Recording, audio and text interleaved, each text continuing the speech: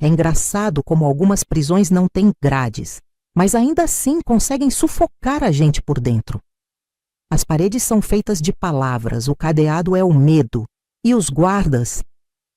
os guardas às vezes são aqueles mesmos que juraram nos proteger no altar, diante de Deus e de todos. Eu demorei 65 anos para entender que o amor verdadeiro não deixa cicatrizes na alma. Pena que esta sabedoria me custou quase uma vida inteira. Meu nome é Raimunda Oliveira dos Santos, nascida e criada em Garanhuns, interior de Pernambuco, numa casa simples de paredes de cal e chão de cimento queimado. Nasci em 1958, época em que menina tinha 2 destinos traçados: casar bem ou ficar para a titia. Minha mãe, Dona Severina, mulher forte que criou 6 filhos sozinha depois que papai morreu num acidente na usina, me dizia sempre: Mundinha, arrume um homem temente a Deus, o resto a vida ensina. E eu obedeci. Como sempre obedeci a tudo e a todos. Desde pequena, fui criada nos bancos da Igreja Assembleia de Deus da nossa cidade. Conhecia a Bíblia como a palma da minha mão, cantava no coral, ajudava na escola dominical. Era o que chamavam de moça exemplar, de cabelos sempre presos, saias abaixo do joelho, unhas sem esmalte e um sorriso sereno nos lábios, mesmo quando o coração estava em pedaços. Cresci ouvindo que mulher virtuosa era silenciosa, obediente, recatada. Que o homem era a cabeça e nós, no máximo, o pescoço que a sustentava. Fui moldada para ser uma boa esposa, para entender que questionamentos eram falta de fé e que lágrimas de tristeza eram fraqueza espiritual. Mamãe me levava para a feira todo sábado, me ensinava a escolher a mandioca pela casca, a sentir o cheiro do abacaxi para saber se estava no ponto certo, a pechinchar o preço do feijão. Aprendia a cozinhar, a bordar, a cuidar da casa. Preparada para servir, para agradar, para ser a companheira que não dava trabalho. Homem gosta de mulher mansa, mundinha, dizia ela, enquanto batia o pilão preparando paçoca de carne seca. Que saiba ouvir mais que falar, que seja água, não fogo. Se eu soubesse, naquela época, quanto fogo eu precisaria ter dentro de mim para sobreviver ao que viria. Terminei apenas o antigo ginásio. Não por falta de vontade ou inteligência. Os professores diziam que eu tinha uma cabeça boa para os estudos. Mas porque, segundo os mais velhos da igreja, mulher estudada demais fica soberba. E soberba era pecado. Sendo assim, aos 17 anos eu já estava pronta para o casamento, com meu enxoval bordado à mão, receitas de família decoradas e o coração cheio de sonhos ingênuos sobre um amor abençoado por Deus. Foi nessa época que conheci o Marcelo. Ele tinha acabado de chegar à nossa congregação, vindo de Recife. Era um homem bonito, de porte altivo, tinha quase 30 anos e uma voz que fazia as paredes do templo vibrarem quando pregava. Todo mundo o respeitava. As irmãs mais velhas o admiravam pela firmeza na palavra. Os homens o respeitavam pelo conhecimento bíblico. E as moças suspiravam quando ele passava, com seu terno bem passado e uma Bíblia de capa preta sempre debaixo do braço. Eu não era diferente. Observava-o de longe, com o coração acelerado e as bochechas coradas. Achava que um homem assim jamais olharia para mim, tão simples, tão comum. Mas ele olhou. E quando seus olhos encontraram os meus naquele culto de domingo à noite, enquanto o coro cantava, segura na mão de Deus, algo dentro de mim pareceu dizer que minha vida estava prestes a mudar para sempre. O que eu não sabia era que mudança nem sempre é bênção. Às vezes é provação. Às vezes é uma tempestade disfarçada de calmaria. E eu, criada para ser água e não fogo, estava prestes a descobrir o quanto poderia queimar. Marcelo começou a se aproximar de mim depois daquele domingo. Primeiro, com cumprimentos cordiais na saída do culto. Depois, com conversas rápidas no pátio da igreja, sempre sob os olhares atentos das irmãs mais velhas. Em Garanhuns, naquela época, Namoro de crente tinha regras rígidas. Nada de ficar sozinho, nada de mãos dadas antes do noivado, nada de beijos antes do casamento. Irmã Raimunda, a paz do Senhor, ele dizia, com aquela voz que parecia envolver a gente como um cobertor numa noite fria de junho. Gostei muito da sua participação no coral ontem. Eu, criada para ser recatada, apenas sorria timidamente e baixava os olhos. Obrigada, irmão Marcelo. Glória a Deus. Foi assim por algumas semanas, até que ele pediu permissão ao pastor para me cortejar oficialmente, como se dizia na época. Lembro-me do alvoroço que isso causou. Minha mãe não cabia em si de alegria. As vizinhas comentavam, as irmãs da igreja cochichavam. Afinal, não era todo dia que o pregador mais respeitado da congregação escolhia uma moça simples como eu. Mundinha, isso é bênção de Deus, repetia a mamãe, enquanto preparava um bolo de milho para receber Marcelo em casa pela primeira vez. Um homem assim, estudado da cidade grande, escolher você, é porque Deus tem propósito. E eu acreditava. Como não acreditar? Desde pequena aprendi que tudo na vida era plano divino. Se o céu estava azul, era bênção. Se a chuva caía, era provisão. Se a dor vinha, era provação para crescimento espiritual.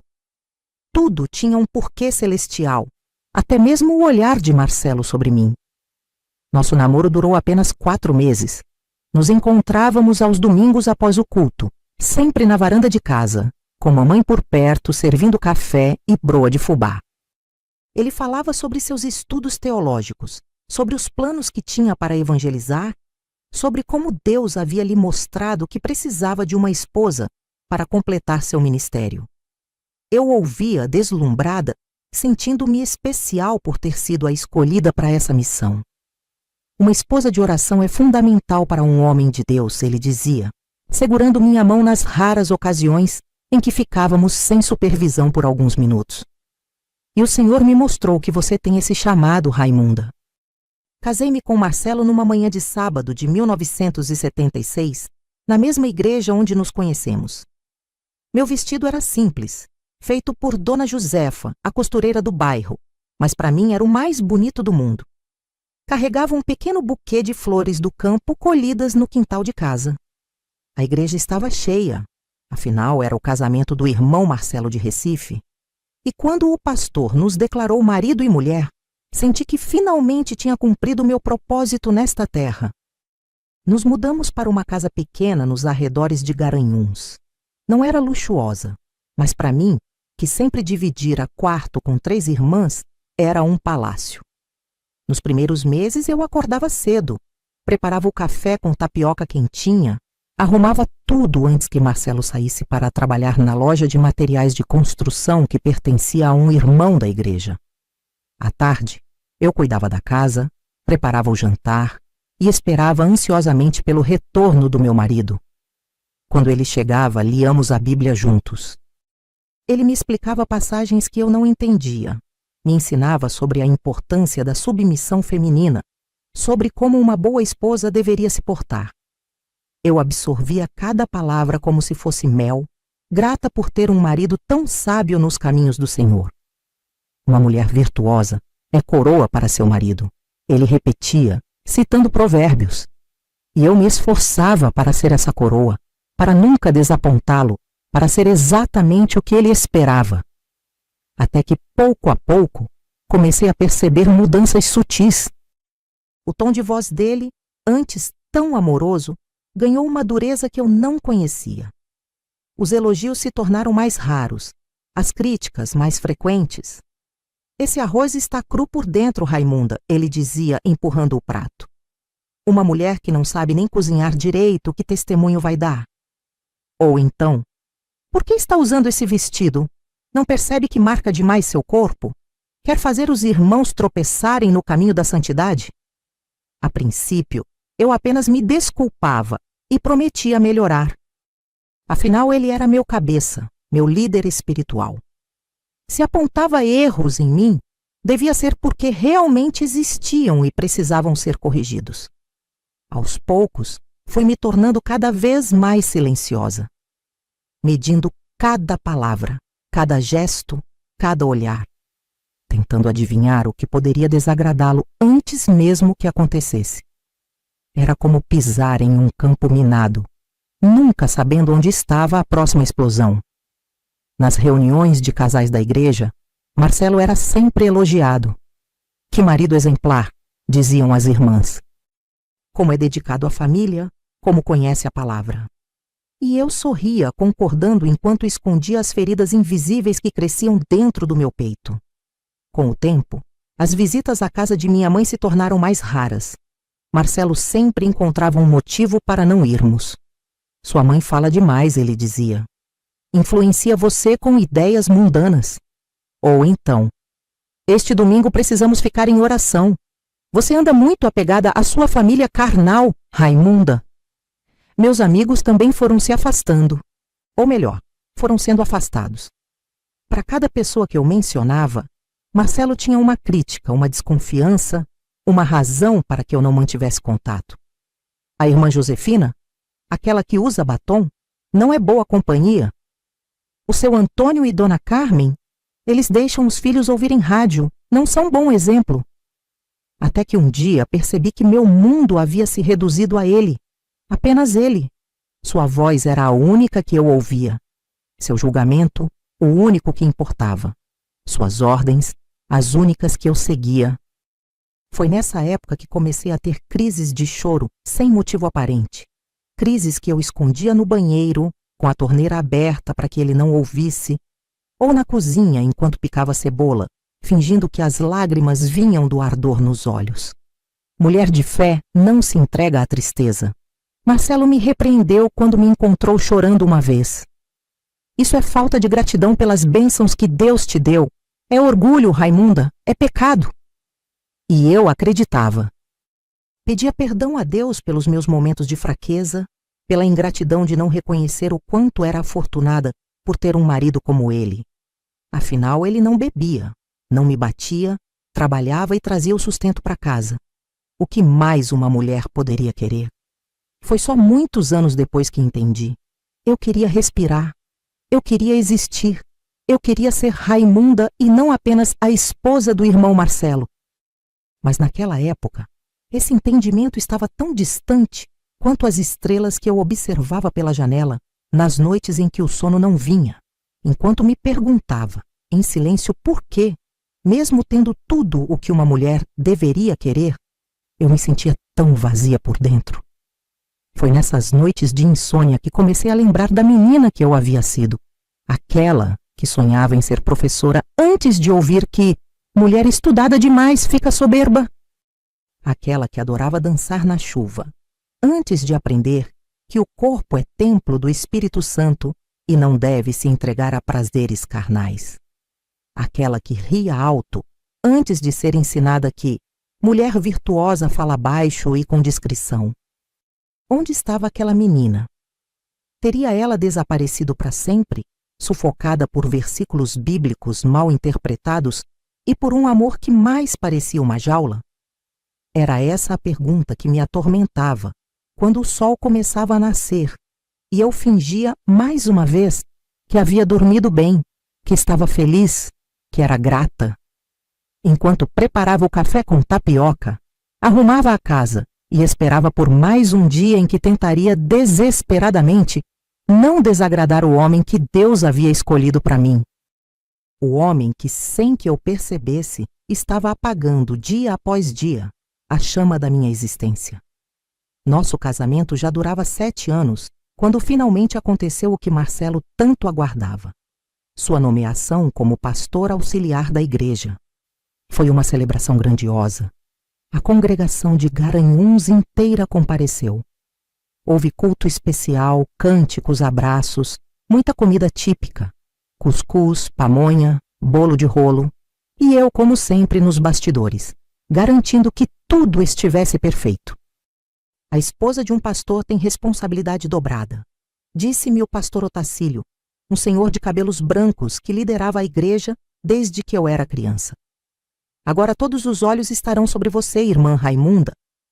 Sorri educadamente, mas por dentro senti um frio na barriga.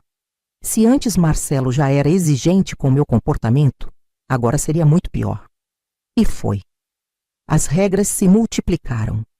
Meus vestidos, que já eram comportados, precisavam ser ainda mais discretos. Meu cabelo, que eu usava preso, agora não podia ter nem mesmo um fio fora do lugar. Minhas palavras precisavam ser ainda mais medidas, meus gestos ainda mais contidos. Eu não era mais apenas Raimunda. Era a esposa do pastor Marcelo, um título que carregava um peso que eu mal conseguia suportar. Nossas vidas giravam em torno da igreja. Cultos de domingo pela manhã e à noite, reunião de oração às terças, estudo bíblico às quintas, evangelismo aos sábados, visitas a enfermos durante a semana. Minha rotina era um ciclo interminável de servir, sorrir, abaixar a cabeça e dizer amém no momento certo. Foi por essa época que minha mãe adoeceu. Dona Severina, sempre tão forte, foi diagnosticada com um problema no coração. Os médicos disseram que ela precisava de cuidados, de companhia. Meus irmãos já haviam se mudado, 2 para São Paulo, 1 para Salvador, e as meninas estavam casadas em outras cidades. Eu era a única que ainda morava perto. Preciso passar mais tempo com mamãe, disse a Marcelo uma noite depois do jantar. Ela está sozinha e doente. Ele ergueu os olhos do seu prato de feijão e me olhou como se eu tivesse dito algo absurdo. Impossível. Temos compromissos na igreja. O que vão pensar se a esposa do pastor não estiver presente nos cultos? Além disso, Deus vem primeiro, depois a família. Mas ela precisa de ajuda, Marcelo. Não tem ninguém para cuidar dela. Há irmãs na igreja que podem fazer isso. Sua mãe também é membro, receberá assistência. Não é a mesma coisa. Eu sou filha dela. Raimunda. Ele me interrompeu com aquela voz que eu aprendera a temer. Está questionando minha decisão? Porque isso seria rebeldia. E a Bíblia é clara sobre mulheres rebeldes. Engoli em seco. Baixei os olhos. Não, não estou questionando. Mas algo dentro de mim se quebrou naquele momento. Uma pequena rachadura quase imperceptível, mas que com o tempo se tornaria um abismo. Comecei a visitar minha mãe escondido. Nas manhãs em que Marcelo estava ocupado com reuniões na igreja, eu pegava o ônibus até o bairro do Heliópolis, onde ela morava. Levava comida, limpava a casa, fazia companhia. Era pouco, muito pouco, mas era o que eu conseguia fazer sem provocar a ira dele. Numa dessas visitas, encontrei uma velha caixa de sapatos no armário da minha mãe. Dentro havia fotos antigas, cartas amareladas pelo tempo, pequenas recordações da família. Entre elas, um bilhete escrito por mim mesma quando tinha apenas 10 anos. Era um papel simples, com letra infantil que dizia: quando eu crescer, quero ser professora e ensinar todo mundo a ler histórias bonitas. Fiquei olhando aquele pedaço de papel por um longo tempo, sentindo algo estranho no peito. Um sonho esquecido, uma versão de mim que nunca chegou a existir. Guardei o bilhete no bolso do vestido, como quem guarda um tesouro. No caminho de volta para casa, passei em frente à escola municipal onde estudei quando criança. As aulas estavam terminando e vi uma professora jovem de uns 30 anos saindo com seus alunos.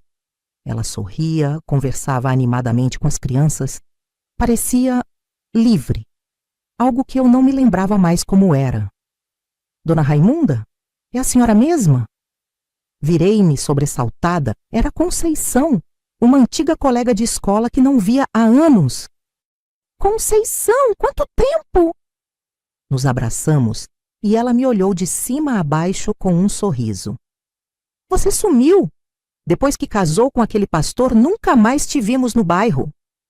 É, a vida de esposa de pastor é muito ocupada, respondi automaticamente, com a frase que havia decorado para justificar meu isolamento. Imagino. Eu me casei também com o João, lembra dele? Temos 2 filhos. E estou dando aulas aqui na escola. Aulas? Você virou professora? Sim, voltei a estudar depois que casei. O João me incentivou muito. Terminei o magistério ano passado. Algo se contorceu dentro de mim uma mistura de admiração e inveja. Que maravilha, Conceição! Você sempre foi inteligente. Você também era. Na verdade, era a melhor da classe em português. Todos achavam que você viraria professora. Sorri tristemente, lembrando do bilhetinho no meu bolso. Eu também achava. Conceição me convidou para tomar um café qualquer dia. Prometi que iria, sabendo que provavelmente nunca cumpriria essa promessa. Marcelo não aprovaria. Voltei para casa pensativa, perturbada. Cheguei antes dele e preparei o jantar como sempre, mas minha mente estava longe, perdida em possibilidades que nunca se concretizaram. Aquela noite tivemos visita. O diácono Severino e sua esposa Teresa vieram para discutir assuntos da igreja. Durante o jantar, falavam sobre o novo projeto de evangelização que iniciariam no bairro vizinho. Precisamos de irmãos com dom de ensino, disse Severino. Pessoas que saibam explicar a palavra de forma simples, especialmente para as crianças. Sem pensar, as palavras escaparam da minha boca. Eu poderia ajudar com isso. Sempre gostei de ensinar e... Raimunda, Marcelo me interrompeu com um sorriso tenso nos lábios. Sirva mais um pouco de galinhada para o irmão Severino. O silêncio caiu pesado sobre a mesa. Os olhos de Teresa encontraram os meus por um breve momento e vi neles algo que parecia... compreensão? Pena? Depois que eles foram embora, veio a tempestade que eu já esperava. Quem você pensa que é para se oferecer assim? Decidir o que vai ou não fazer na igreja? Desculpe, eu só pensei que... Esse é o problema, Raimunda. Você anda pensando demais ultimamente. Engoli em seco, tentando conter as lágrimas que ameaçavam cair. Seu lugar é me apoiar, não tomar iniciativas. É cuidar da casa, receber os irmãos, orar pelos meus ministérios, não surgir com ideias próprias na frente dos outros. Sim, Marcelo, me perdoe. Ele suspirou, como se estivesse muito cansado de ter que lidar comigo. Vamos orar. Você precisa pedir a Deus que tire esse espírito de independência, essa rebeldia que anda crescendo em você. Ajoelhamos na sala e ele orou longamente, pedindo que Deus me moldasse, me quebrasse, me tornasse uma esposa adequada para um homem de Deus. Cada palavra era como uma pequena facada. Na semana seguinte, recebi a notícia que já temia. Minha mãe havia piorado. Uma vizinha me telefonou da venda do seu Zé, o único lugar do bairro com telefone na época. Dona Severina passou mal de madrugada. Levamos ela para o hospital. Corri para contar a Marcelo que estava se preparando para uma reunião com outros pastores. Preciso ir ao hospital, minha mãe está internada. Hoje não dá, Raimunda. Tenho essa reunião importante e você precisa estar em casa quando eu voltar. Tem aquela família nova que vou trazer para jantar. Mas, Marcelo, ela está mal. Já disse que não. Vá amanhã. Algo dentro de mim se rebelou. Não posso esperar até amanhã. Vou agora. Ele me olhou como se não acreditasse no que acabara de ouvir. Em quase 8 anos de casamento, era a primeira vez que eu o desafiava abertamente. O que você disse? Disse que vou ver minha mãe agora. Ela precisa de mim. Sua expressão mudou. O rosto ficou vermelho. Uma veia pulsava em sua testa. Ele se aproximou e por um momento pensei que fosse me bater. Nunca tinha feito isso antes, mas naquele instante vi em seus olhos que era possível. Se sair por aquela porta, Raimunda, está desobedecendo não apenas a mim, mas a Deus. Está rompendo o voto de submissão que fez no altar. Fiquei paralisada, dividida entre o medo e a urgência de ver minha mãe. E saiba que não tolerarei isso. A igreja ficará sabendo que tipo de esposa você realmente é, que não está à altura do chamado, que é uma vergonha para o meu ministério. Abaixei a cabeça derrotada. O medo de ser exposta, julgada, condenada por toda a congregação era grande demais. Vou preparar o jantar, murmurei. Ele saiu, batendo a porta com força. Fiquei parada no meio da sala, tremendo. Então, lentamente, peguei o telefone e liguei para a venda do seu Zé, pedindo à vizinha que avisasse no hospital que eu não poderia ir. Naquela noite, preparei um jantar elaborado para a família que Marcelo traria. Arrumei a casa, coloquei meu melhor vestido, prendi o cabelo com cuidado, a esposa do pastor perfeita como sempre. Enquanto picava cebola para o refogado, as lágrimas caíam livremente, aquelas que eu podia fingir que eram apenas pelo ardor nos olhos. Mas dessa vez, havia algo diferente nelas. Não era apenas tristeza, era raiva. Raiva de mim mesma por minha covardia. Raiva de Marcelo, por sua tirania disfarçada de liderança espiritual. Raiva de um Deus que, segundo me ensinaram, exigia esse tipo de sofrimento silencioso das mulheres. Foi nessa noite, enquanto servia suco de maracujá aos convidados, com um sorriso nos lábios, que percebi. Eu estava em uma prisão. Uma prisão sem grades físicas, mas com muros tão altos quanto os do presídio de Caruaru, que víamos de longe quando íamos à feira da cidade. E o mais assustador não era estar presa. Era ter demorado tanto tempo para perceber. No dia seguinte, quando finalmente consegui visitar o hospital, soube que minha mãe havia falecido durante a madrugada. Ela perguntou pela senhora até o fim, disse a enfermeira com um olhar compadecido. Algo se quebrou dentro de mim naquele momento. Não apenas uma pequena rachadura, mas o desmoronamento completo de tudo o que eu acreditava, de tudo o que eu era. E enquanto organizava o velório, recebia as condolências da comunidade, ouvia Marcelo fazer uma bela oração sobre os desígnios insondáveis de Deus, uma certeza crescia dentro de mim, silenciosa, mas inabalável.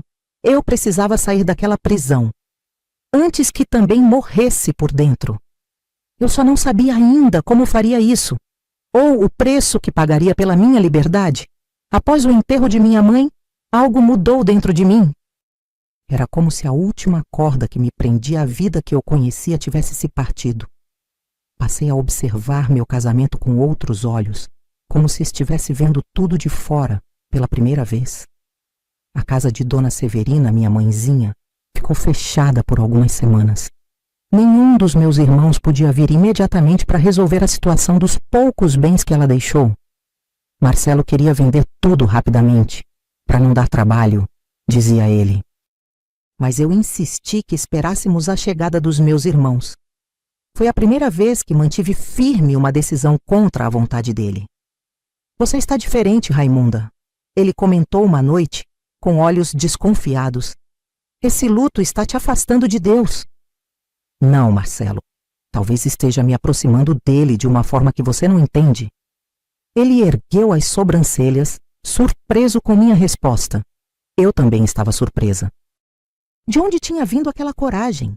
Comecei a visitar a casa de minha mãe sozinha, com a desculpa de que precisava limpar e organizar tudo. Na verdade, eram os únicos momentos em que eu podia respirar, pensar, existir sem o peso do olhar vigilante de Marcelo. Foi numa dessas tardes, mexendo nas coisas dela, que encontrei um pequeno diário. Nunca soube que mamãe escrevia. Sentei-me na velha cadeira de balanço da varanda e comecei a ler. Nas primeiras páginas, reconheci a história que todos conhecíamos. Seu casamento com meu pai, o nascimento dos filhos, as dificuldades após ficar viúva. Mas então, no meio do caderno, encontrei algo que me deixou sem ar. Hoje faz 10 anos que Zé partiu. 10 anos criando esses meninos sozinha. As pessoas dizem que sou forte, que sou exemplo. Mal sabem elas que se tivesse escolha, teria feito tudo diferente. Teria estudado como sempre quis. Teria saído dessa cidade, conhecido outros lugares. Mas a vida de mulher é essa, né? Aceitar o que vem sem reclamar. Pelo menos meus filhos terão chance de escolher seus caminhos. Principalmente as meninas. Já falei para Mundinha que ela vai ser professora. Nem que eu tenha que trabalhar dobrado para pagar os estudos dela. Mulher tem que ter como se virar sozinha nesse mundo. Ter sua independência. Porque homem a gente nunca sabe. Fechei o diário, com lágrimas escorrendo pelo rosto. Mamãe tinha sonhos para mim. Sonhos que eu abandonei para seguir o que achava ser a vontade de Deus, para ser a esposa perfeita, a crente exemplar. E o que eu tinha agora? Um casamento que mais parecia uma prisão. Uma vida que não era realmente minha. Guardei o diário na bolsa, determinada a lê-lo inteiro quando tivesse oportunidade. Aquelas palavras da minha mãe eram como um tesouro, um elo com uma verdade que eu havia esquecido. Nos dias que se seguiram, comecei a notar como Marcelo reagia a qualquer sinal de independência da minha parte. Se eu expressava uma opinião diferente da dele, era rebeldia. Se eu queria visitar algum lugar sozinha, era comportamento inadequado para uma esposa de pastor. Se eu mencionava qualquer desejo, estudar, trabalhar, ler certos livros, era mundanismo ou vaidade. As pequenas liberdades que eu conquistava eram imediatamente cercadas por novas regras, novas restrições. Como quando mencionei que gostaria de visitar minha irmã em Salvador. Sozinha? De jeito nenhum. E com quem eu ficaria aqui? Quem cuidaria da casa? Dos compromissos na igreja? Está pensando só em você, Raimunda, isso é egoísmo. Ou quando peguei um livro na pequena biblioteca municipal que ficava perto da igreja. O que é isso? Um romance? Isso é leitura mundana, vai corromper sua mente. Deveria estar lendo a Bíblia ou literatura edificante. A cada dia ficava mais claro. Eu não tinha permissão para existir além dos limites que ele estabelecia. Não tinha permissão para ter desejos, sonhos, ideias próprias. Minha função era ser a sombra dele, o espelho que refletia apenas o que ele queria ver. Uma noite, após um culto em que Marcelo havia pregado sobre mulheres virtuosas, perguntei a ele se poderíamos conversar sobre nosso casamento. O que tem nosso casamento? Perguntou desconfiado. Sinto que... Não estou feliz, Marcelo. Sinto que estou desaparecendo, que não sou mais eu mesma. Ele me olhou como se eu tivesse dito a coisa mais absurda do mundo. E quem disse que casamento é para ser feliz, Raimunda? Casamento é para glorificar a Deus, para cumprir propósitos eternos. Essa conversa de felicidade e realização pessoal é coisa do mundo. Está deixando a televisão da irmã Neuza te influenciar quando vai lá. Não é isso. É que às vezes sinto que não posso respirar, que não posso ser eu mesma. E quem você acha que é além de minha esposa? Esse é seu chamado, sua identidade? Deus te colocou na minha vida para me servir, para ser minha auxiliadora. Qualquer coisa além disso é vaidade. Naquela noite, chorei silenciosamente até adormecer. A revelação era dura demais. Para Marcelo, eu não era uma pessoa. Era uma função, um papel a ser desempenhado, uma posse. Na manhã seguinte, comecei a planejar minha fuga. Não sabia ainda como ou para onde, mas sabia que precisava sair. Pela primeira vez, admiti para mim mesma o que havia negado por tantos anos. O que eu vivia não era um casamento baseado em amor. Era uma forma de cativeiro. Comecei a guardar pequenas quantias de dinheiro escondidas no forro de uma almofada velha. Dinheiro do troco das compras, algumas moedas que sobravam aqui e ali. Era pouco, muito pouco, mas era um começo. Também comecei a reunir documentos importantes. Minha certidão de nascimento, de casamento, minha carteira de identidade. Coisas que normalmente Marcelo guardava para segurança, mas que eu fui coletando discretamente com desculpas de precisar fazer algum trâmite na prefeitura ou no banco. Meu plano era simples: juntar dinheiro suficiente para uma passagem até Salvador, onde minha irmã Josefa morava. Não tinha contado nada a ela ainda, com medo de que de alguma forma Marcelo descobrisse. Nas poucas vezes que falávamos ao telefone, ele sempre estava por perto, monitorando cada palavra. O tempo passava devagar demais. Cada dia era uma luta para manter a aparência de normalidade, enquanto por dentro eu contava as horas, os minutos. Quanto mais eu planejava minha saída, mais insuportável se tornava fingir que tudo estava bem. Até que chegou o domingo fatídico, o dia em que tudo mudou para sempre. Marcelo havia pregado sobre Efésios 5, o trecho que fala sobre esposas se submeterem aos maridos. Como sempre, sua interpretação era rígida e inflexível. Durante todo o sermão, senti seus olhos em mim, como se cada palavra fosse dirigida diretamente à minha rebeldia crescente. Após o culto, várias famílias foram convidadas para almoçar em nossa casa, algo que acontecia com frequência e que significava horas de trabalho para mim na cozinha, servindo, sorrindo, sendo a anfitriã perfeita. Entre os convidados estava o pastor Otacílio, com sua esposa Dona Eunice, o casal mais velho e respeitado da congregação. Também estavam o diácono Severino e Teresa, e uma família nova que havia começado a frequentar a igreja recentemente. Durante o almoço, a conversa girava em torno do sermão. Os homens concordavam enfaticamente. As mulheres permaneciam em silêncio respeitoso, como era o costume. O problema da igreja hoje, dizia Marcelo, é que as famílias estão se afastando do modelo bíblico. Mulheres querendo mandar, crianças sem disciplina, tudo de cabeça para baixo. É verdade, irmão, concordou Severino. Minha sobrinha, que mora em Recife, diz que lá tem até mulher pastora. Imagine só. Abominação, exclamou Marcelo. Deus estabeleceu uma ordem. O homem é o cabeça, a autoridade. A mulher é a auxiliadora, submissa. Quando invertemos isso, atraímos a ira divina sobre nossas casas. Foi então que algo inesperado aconteceu. Dona Eunice, sempre tão calada, ergueu a voz.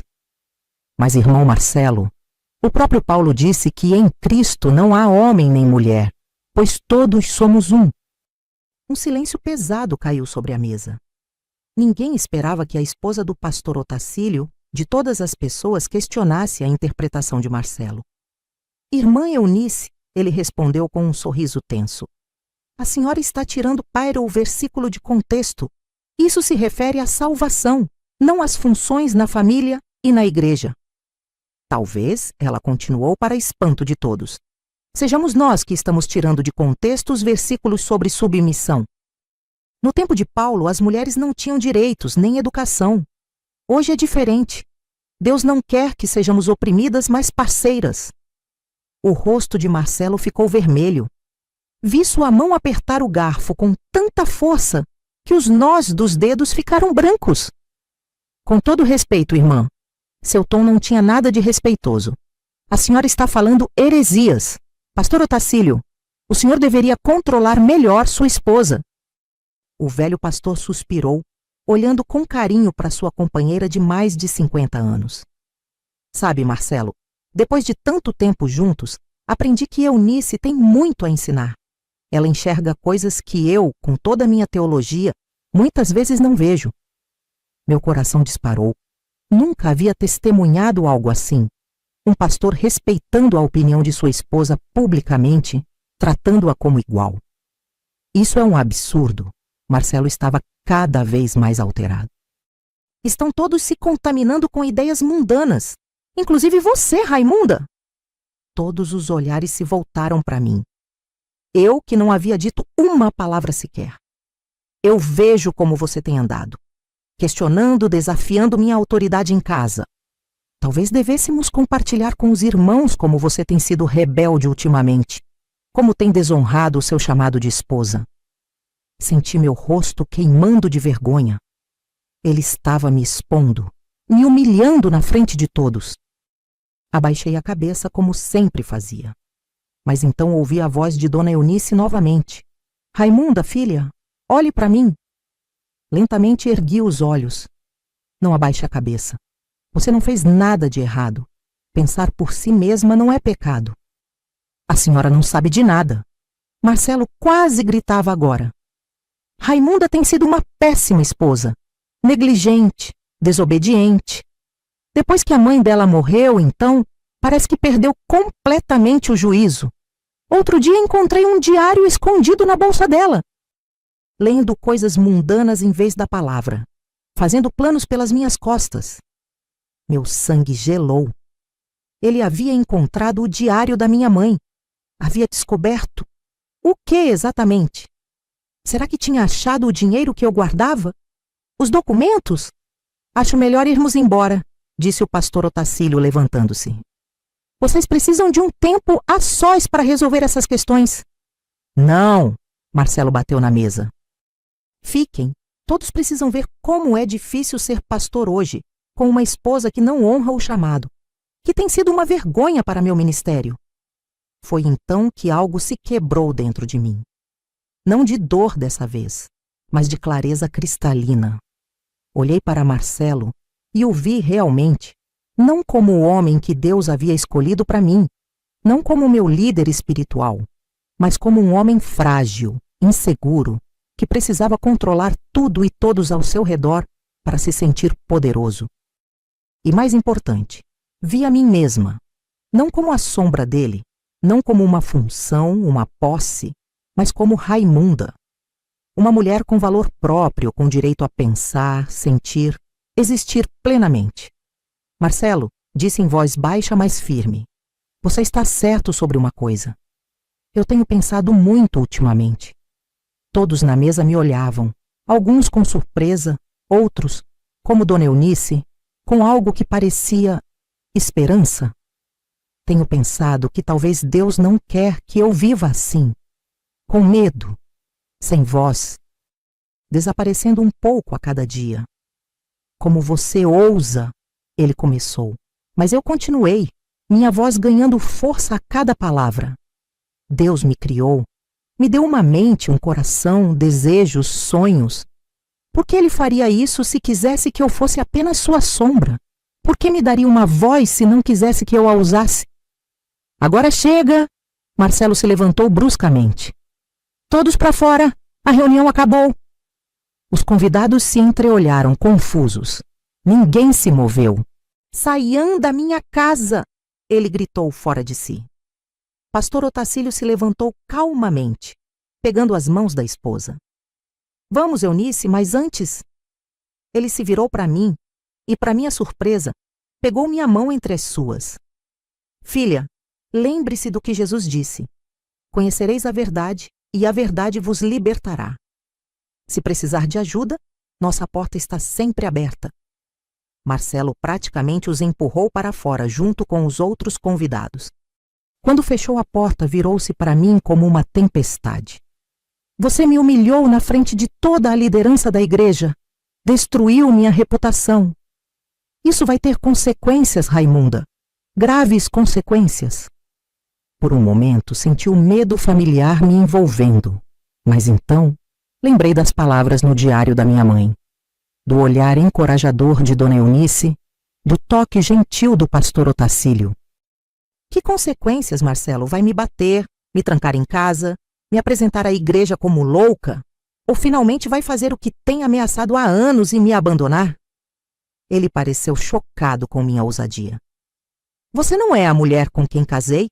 Não reconheço mais você. Você nunca me conheceu de verdade. Nunca quis conhecer.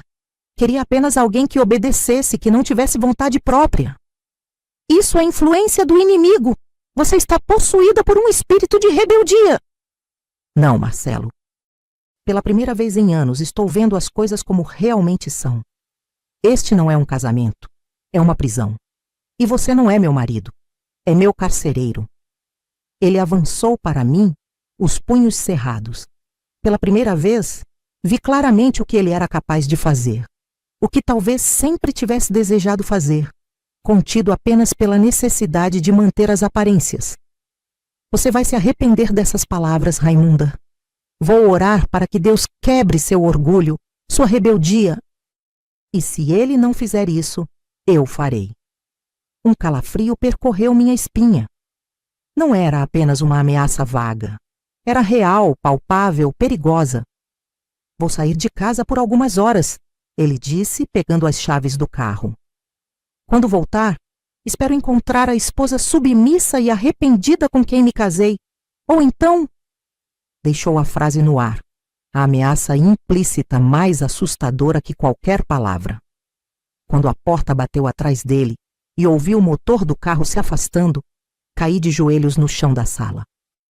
Meu corpo tremia incontrolavelmente. Finalmente havia confrontado a verdade. Havia dito em voz alta o que guardava dentro de mim há anos. E agora O que seria de mim? Fiquei ali, paralisada pelo medo por não sei quanto tempo. Minutos? Horas? Até que me lembrei. Os documentos, o dinheiro, meu plano. Era agora ou nunca. Com mãos trêmulas, corri para o quarto. Peguei uma pequena bolsa e coloquei nela o pouco que havia juntado. O dinheiro escondido no forro da almofada, os documentos, 2 mudas de roupa, o diário da minha mãe. Tirei a aliança do dedo e a deixei sobre a cômoda. Estava prestes a sair quando ouvi o barulho do carro voltando. Marcelo. Ele havia retornado muito antes do que eu esperava. Não teria tempo de fugir. O pânico me invadiu. O que ele faria comigo agora? Depois do que eu havia dito? Depois de eu ter me rebelado publicamente contra sua autoridade? Olhei pela janela e o vi saindo do carro. Seu rosto estava contorcido de raiva. Em sua mão algo brilhava. Um objeto metálico que reconheci com horror. O facão que usávamos para cortar lenha para o fogão. Naquele momento, soube que não se tratava mais apenas da minha liberdade. Era sobre minha vida. Sem pensar, agarrei a bolsa e corri para a porta dos fundos. Atravessei o quintal, pulei a cerca baixa e saí na rua lateral, correndo como nunca havia corrido antes. Ouvi Marcelo gritando meu nome atrás de mim, sua voz distorcida pela raiva. Não olhei para trás.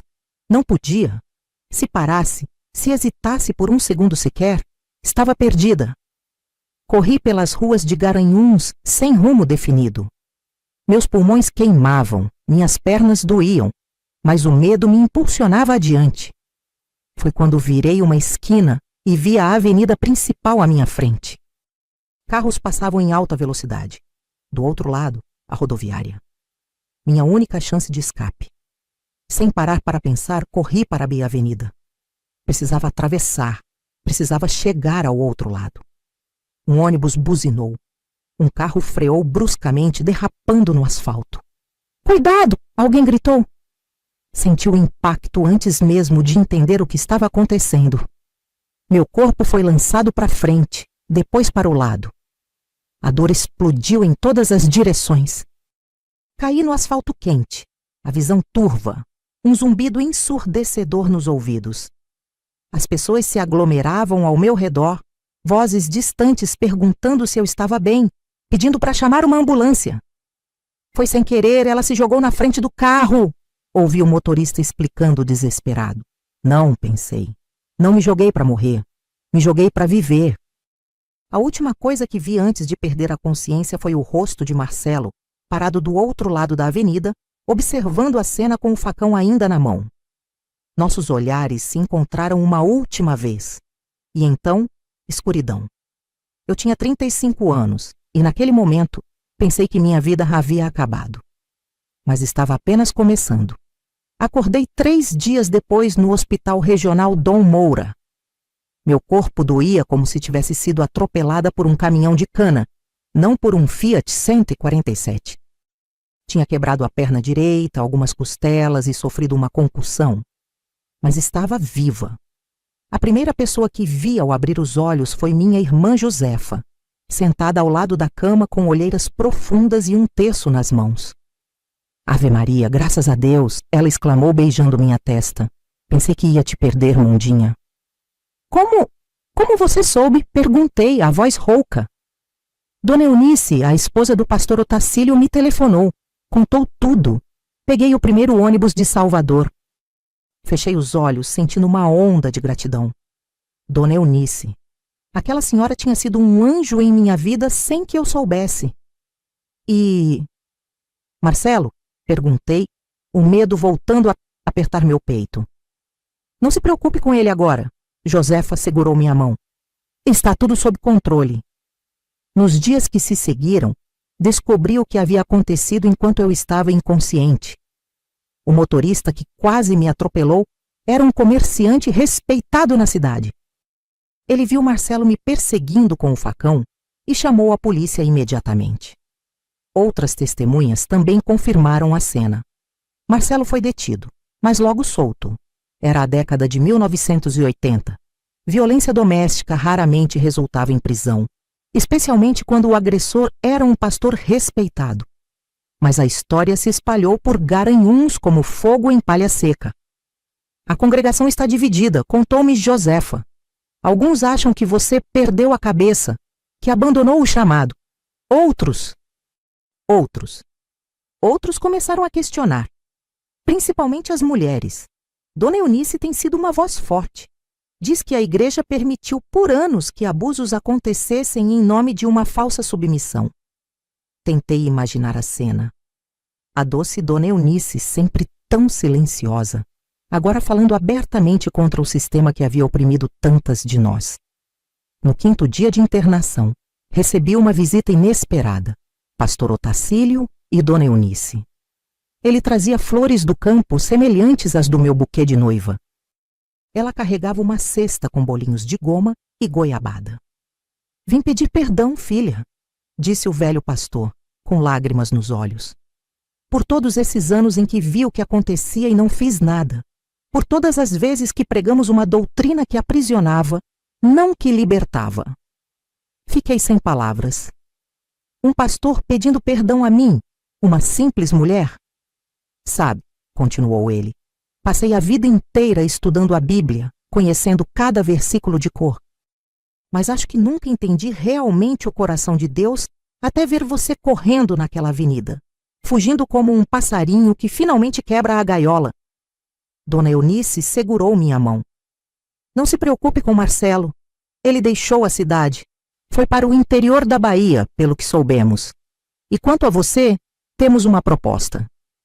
A proposta era que eu ficasse na casa deles até me recuperar completamente. Depois, se quisesse, poderia ir com Josefa para Salvador. Mas eles também ofereciam outra opção. Um pequeno quarto nos fundos da casa deles, onde eu poderia ficar pelo tempo que precisasse, até decidir o que fazer da vida.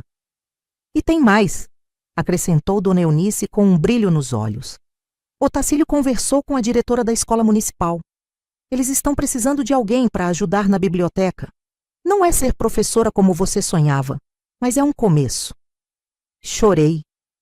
Chorei como não chorava desde criança. Mas pela primeira vez em muitos anos, eram lágrimas de alívio, de gratidão, de esperança. Quando recebi alta do hospital, foi para a casa do pastor Otacílio e Dona Eunice que fui. O quarto nos fundos era pequeno, mas acolhedor, com uma janela que dava para um pé de jabuticaba carregado de frutas. Nas paredes, eles haviam pendurado um quadro com os dizeres: "A verdade vos libertará". Demorei a me recuperar não apenas fisicamente, mas emocionalmente. À noite tinha pesadelos em que Marcelo me perseguia. Durante o dia, me assustava com qualquer barulho mais alto, qualquer voz masculina mais severa. O medo havia se entranhado em mim como carrapato em couro de boi. Dona Eunice me levou a uma psicóloga em Caruaru, algo inédito para mim. Na igreja, sempre nos ensinaram que problemas emocionais eram falta de fé ou ataques espirituais, que se resolveriam apenas com oração e jejum. Deus também trabalha através da ciência, mundinha, disse-me a sábia senhora. Ele usa médicos para curar o corpo e psicólogos para curar a alma. Nas sessões com doutora Marta, comecei a entender o que havia vivido. Ela usou termos que eu nunca tinha ouvido antes: abuso psicológico, gaslighting, relacionamento coercitivo, palavras que davam nome ao meu sofrimento, que validavam minha experiência. O que você viveu, Raimunda, não foi um casamento cristão, explicou-me. Foi um relacionamento abusivo, disfarçado de espiritualidade. E você não está sozinha. Muitas mulheres passam por isso. Com o tempo, comecei a trabalhar na biblioteca da escola. No início, apenas organizando livros nas estantes, carimbando fichas. Mas logo a diretora percebeu que eu tinha jeito com as crianças que vinham pesquisar. Comecei a ajudá-las a encontrar informações, a ler histórias para as mais pequenas. Você deveria terminar seus estudos, Raimunda, sugeriu a diretora um dia. Há um supletivo noturno aqui mesmo na escola. A ideia me aterrorizou a princípio. Eu, uma mulher de quase 40 anos, voltando a estudar, o que as pessoas diriam? Mas então lembrei do bilhetinho que tinha escrito aos 10 anos de idade. Quando eu crescer, quero ser professora e ensinar todo mundo a ler histórias bonitas. Me matriculei no supletivo. Foi difícil no começo. Minha memória não era mais a mesma e anos de ter meus pensamentos menosprezados haviam destruído minha confiança. Mas cada pequena vitória, uma equação resolvida, um texto compreendido, era como um tijolo reconstruindo o edifício da minha autoestima. Meus irmãos venderam a casa de mamãe e dividiram o dinheiro entre todos nós. Não era muito, mas o suficiente para que eu começasse a planejar um futuro independente. 3 anos depois do acidente, recebi meu diploma de ensino médio, aos 42 anos. Na formatura, Dona Eunice chorou mais que eu. Pastor Otacílio tirou tantas fotos que acabou o filme da câmera. No ano seguinte, me inscrevi no curso de magistério. Já era o início dos anos 1990, os tempos estavam mudando. Mulheres mais velhas voltando a estudar já não era algo tão incomum. Na minha classe, havia outras 3 senhoras, como os jovens nos chamavam. Em 1996, aos 48 anos, me tornei oficialmente professora. Não era mais a jovem Raimunda que sonhava ensinar, mas uma mulher madura, com cicatrizes visíveis e invisíveis, que conhecia o valor da liberdade e da educação. Consegui um emprego na mesma escola onde trabalhava na biblioteca, agora como professora das séries iniciais. As crianças me adoravam, especialmente porque eu contava histórias com vozes diferentes, como diziam. Histórias que falavam de coragem, de superação, de pessoas que encontravam forças para mudar suas vidas. Nunca me casei novamente. O trauma havia sido profundo demais, mas isso não significava que estava sozinha. Construí ao meu redor uma família de escolha. Amigos, colegas, alunos e seus pais. E claro, Dona Eunice e Pastor Otacílio, que se tornaram como pais para mim até falecerem, já bem idosos, no início dos anos 2000. Quanto a Marcelo, soube que ele se casou novamente em uma cidade do interior da Bahia. Às vezes me pergunto se sua nova esposa vive a mesma prisão que eu vivi. Rezo para que não. Por muito tempo carreguei raiva dele, uma raiva que me consumia, que me acordava no meio da noite. Com a ajuda da terapia, aprendi que perdoar não é dizer que o que ele fez estava certo. É me libertar do poder que a mágoa tinha sobre mim. Perdoei Marcelo não por ele, mas por mim, para poder finalmente virar a página. Hoje, aos 65 anos, olho para trás e vejo uma vida que não foi fácil, mas que valeu a pena. Aposentei-me como professora há 2 anos, mas ainda trabalho como voluntária em um projeto de alfabetização de adultos. Mulheres, principalmente. Mulheres que, como eu, foram impedidas de estudar quando jovens. Meu apartamento é pequeno, mas aconchegante. Tenho um gatinho chamado Galileu, que me faz companhia. E uma estante cheia de livros. Romance, poesia, filosofia, tudo o que me foi negado por tantos anos. Na parede da sala, pendurei uma foto da minha mãe ao lado do bilhetinho amarelado que encontrei naquela caixa. Quando eu crescer, quero ser professora e ensinar todo mundo a ler histórias bonitas. Olhando para aquela letra infantil, penso em como as prisões que construímos, ou que permitem que construam ao nosso redor, são frequentemente mais resistentes que qualquer parede de concreto. São feitas de palavras de medo, de culpa, de versículos bíblicos distorcidos, de tradições que confundem submissão com anulação. Penso também em como a liberdade é algo pelo qual precisamos lutar todos os dias. Como ela pode exigir gestos desesperados, como se jogar na frente de um carro para escapar de uma ameaça ainda maior? Se pudesse dizer algo à jovem Raimunda, aquela menina que sonhava em ser professora diria: seu sonho vai se realizar, mas o caminho será mais longo e mais difícil do que imagina. Haverá dor, muito medo, Momentos em que pensará que está completamente sozinha. Mas você é mais forte do que pensa. E no fim, descobrirá que a verdadeira fé não aprisiona, ela liberta. Às vezes, quando estou dando aula para minhas alunas adultas, vejo nos olhos delas o mesmo medo que conheci tão bem. O medo de não ser capaz, de estar pecando por querer mais da vida, de estar desagradando a Deus ou aos maridos por ocupar espaço, por ter voz. Nesses momentos conto minha história. Não para gerar revolta ou mágoa, mas para mostrar que há sempre um caminho, que nunca é tarde demais para recomeçar. Que Deus, o verdadeiro Deus, não aquele distorcido por homens que usam a religião como instrumento de poder, nos quer plenas, inteiras, livres. Ontem, uma das minhas alunas, Dona Josefa, coincidência ter o mesmo nome da minha irmã, me disse algo que guardei no coração. Professora Raimunda, antes de começar a estudar, eu achava que minha vida já tinha acabado, que com 60 anos só me restava esperar a morte chegar. Mas agora sei que ainda posso sonhar, ainda posso mudar, ainda posso ser quem eu quiser. Foi por isso que escrevi esta história. Para que outras mulheres, jovens ou idosas, em Garanhuns ou em qualquer lugar deste Brasil tão cheio de Raimundas silenciadas, saibam que nunca é tarde para quebrar as correntes.